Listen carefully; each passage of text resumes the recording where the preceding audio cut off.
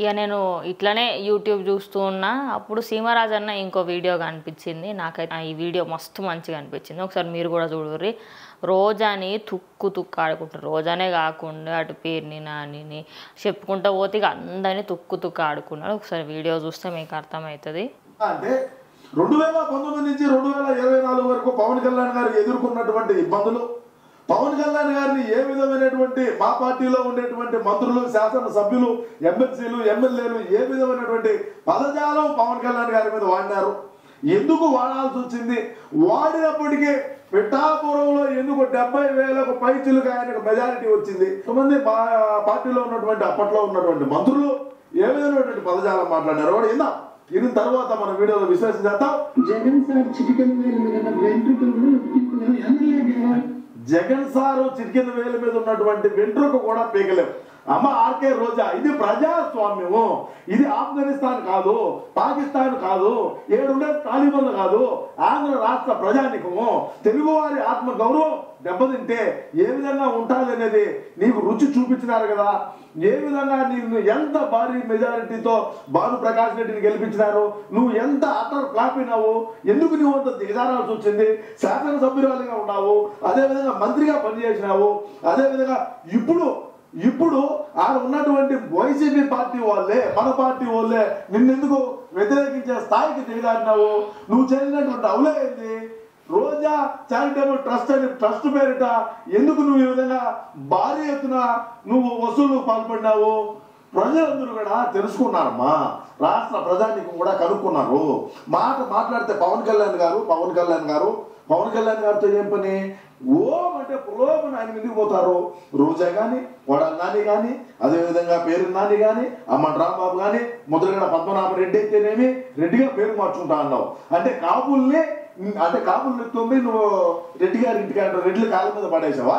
రెడ్డి కాళ్ళు పట్టుకోండి అని ఏమన్నా నువ్వు చెప్పినావా? కాపుల్ని తీసుకొని పోయి నీ ఒకటి వల్ల అందరూ ఏ విధంగా సఫర్ అవుతున్నారు. ఇప్పుడు కాపులందరూ కూడా దేనికి నువ్వు అంత నిర్ణయాలు తీసుకోవాల్సి వచ్చింది? పవన్ కళ్యాణ్ గారు నీకు చేసినటువంటి ద్రోహం ఏంది? నీ కూతురు ఎందుకు మళ్ళీ పవన్ కళ్యాణ్ దగ్గరికి పోయింది? ముద్రగడ పద్మనాభ రెడ్డి గారు అని నేను రోజు అడుగుతా ఉన్నా. పీకి చూపించినారు కదా అనిల్ కుమార్ యాదవ్, పెరిగి చూపించినారు కదా నీకు. నువ్వు రాజకీయ సన్యాసం ఎప్పుడో చెప్పరా బఫ్ఫున్ అని చెప్తున్నావు. నేను ఎంపీగా ఓడిపోతే నేను ఖచ్చితంగా రాజకీయ సన్యాసం తీసుకుంటా అన్నావు. ఉండబోతే అది ఆడి దాకా వచ్చిందో చెప్పు. ఇకపోతే ఈడు వచ్చినాడు సంబరాలు అమ్మన్ రాంబాబు, ఈడు బతికేంది, వీడికి ఏం అవసరము, దేనికి? వంగా గీత ఏదోలే మొత్తానికి ఏదైతే పిఠాపురం పవన్ కళ్యాణ్ నేను అబద్ధం చెప్పినా. కొంతమందిని యాత్రలు తీశారు బయట నుంచి, కొంతమంది నీళ్లు తెచ్చుకున్నారు. పవన్ కళ్యాణ్ గారికి స్వచ్ఛందంగా ఆ సినిమా ఇండస్ట్రీలో పనిచేసేటువంటి కమెడియన్లు అయితేనేమి, ఆ జబర్దస్త్ టీం అయితేనేమి, అది అంతా వీళ్ళందరూ వాళ్ళ టీం వాళ్ళంతా పోయి ఏ విధంగా ఇది చేశారు అందరూ చూశారు కదా. ఏం చేస్తాము, ఎవరైతే ఏమి ఎత్తిపోయిన కంపెనీకు ఈ ఉన్నాడు, ఇక అంటాడు, డాన్స్ వేస్తాడు, ఈ బతికిది ఎప్పటికీ అసెంబ్లీకి వెళ్ళలేవు. నువ్వు వినావంటారా బఫూన్? ఇప్పుడు నువ్వు వినావా? ఓవర్ ఎప్పుడు పూర్తి చేద్దామో చెప్పాలంటే చెప్పలేను. ఒక లంగాగాడివి, ఒక అవులేగాడివి, ఒక డెకాయిట్ నువ్వు పవన్ కళ్యాణ్ గారిని అసెంబ్లీకి వెళ్ళలేవు. అంటే నీకు చేసినటువంటి తప్పేంది? పవన్ కళ్యాణ్ గారు మిమ్మల్ని ఏ రోజైనా ఒక మాట అన్నాడా? లేదు. పవన్ కళ్యాణ్ గారు మీకు ఏమి ద్రోహం చేసినాడు అని చెప్పి మీరు ఈ విధంగా మాట్లాడినారు. తప్పు కదా ఆ విధంగా మాట్లాడటము. ఎవరైనా కూడా మన ఇంట్లో కూడా ఆడబిడ్డలు ఉంటారు.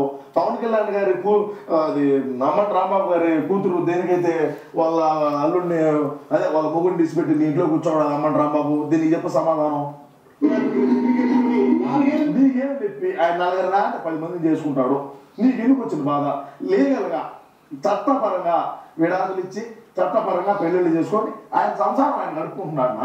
మనం ఒక ముఖ్యమంత్రిగా ఉన్నావు అనేది నువ్వు మర్చిపోయి మైమరిచి వాడు ఎవరో స్క్రిప్ట్ రాయించాడు నేను చదవాలనేటువంటి ఒక దీంతో నువ్వు ఒక ట్రాన్స్లో బతికి ఈ రోజు మనల్ని ఈ స్థాయికి దిగదార్చి చెత్త అని కూర్చున్నారు రోడ్ల మీద పోతా ఉంటే వైసీపీ వాళ్ళంటే 151 స్థానాలు ఏడా, 11 స్థానాలు ఏడా. పవన్ కళ్యాణ్ గారు 21 అసెంబ్లీ స్థానాలకు పోటీ చేసినాడు జనసేన పార్టీ నుంచి. 21 గెలిచినాడు. 2 పార్లమెంటు చేశాడు, 2 గెలిచినాడు. మన బతుక్కి ప్రతిపక్షం కూడా అంటే మొత్తంగా అయితే రోజా, పేర్ని నాని, అనిల్ కుమార్ యాదవ్, అంబటి రాంబాబు వీళ్ళందరూ ఎప్పుడు కూడా అపోజిషన్ వాళ్ళు మాట్లాడతారు, అందరికీ తెలిసిందే. కానీ అపోజిషన్ వాళ్ళు మాట్లాడిన మాటలు ఎంత దిగజారిపోయినాయి అంటే కనీసం ఏడన్నా కొట్టుకునేటప్పుడు ఇంత గలీజ్గా మాట్లాడుకోరేమో, అంత గలీజ్ మాటలు మాట్లాడుకోవడం చూస్తే అసలు సగానికి సగం మంది నోళ్ళల్లో పెట్టారు. అసెంబ్లీకే రానివ్వా అని అన్నారు. ఇప్పుడు అన్న అంటున్న విషయం కరెక్టే కదా, మీరు వస్తున్నారా మరి అసెంబ్లీకి? పక్కన వాళ్ళ గురించి మాట్లాడుకునే పోతే ఫస్ట్ మనం ఎట్లున్నామో అది చూసుకోవాలా అంటారు పెద్దలు. నిజంగానే అంటారు కదా, ఆడి గురించి నీకెందుకు, నిన్ను చూసుకో అని అంటారు. ఆబ్వియస్లీ ఇప్పుడు అట్లనే ఉన్నది కథ కూడా. మొత్తం చూసుకుంటే ఏపీలో అయితే 164 సీట్లతో గెలిచిర్రు. గంత మెజార్టీయా? దాన్ని మెజారిటీ అంటారా? 91,000 మెజారిటీయా? కనీసం వాళ్ళు ఇంకొకళ్ళని కలుపుకొని గెలిచినా కూడా గెలవలేని పరిస్థితి. ఇప్పుడు ఆ ప్రతిపక్షం కూడా లేదు. మొత్తం టీడీపీలో ఉన్న వాళ్ళందరూ, జనసేనలో ఉన్న వాళ్ళు, బీజేపీలో అందరూ అసెంబ్లీలో కూర్చొని ఏపీ కోసం పనిచేస్తారు. ఇక దీన్ని బట్టి మీకు ఏమర్థమైంది? ఎప్పుడు కూడా తిట్టాలి కానీ అపోజిషన్ని, బూతులు తిట్టుడు, అలా పర్సనల్ లైఫ్లోకి తిట్టుడు ఇవన్నీ చేయొద్దు. ఇవన్నీ వైఎస్ఆర్సీపీకి ఏదైతే గతి పట్టిందో జనాలు అందరు కూడా గదే గతి పడుతుంది అని చెప్పేసి జనాలు మాత్రం మంచిగా ఇక ఎల్లునైనా ఇక మస్తు అయింది, నువ్వు మస్తు రోజులు బాగా పరిపాలించినావు అని చెప్పి వెళ్ళగొట్టారు. ఇది ఇవాళ వీడియో. ఇంకో వీడియోతో మళ్ళీ కలుస్తా.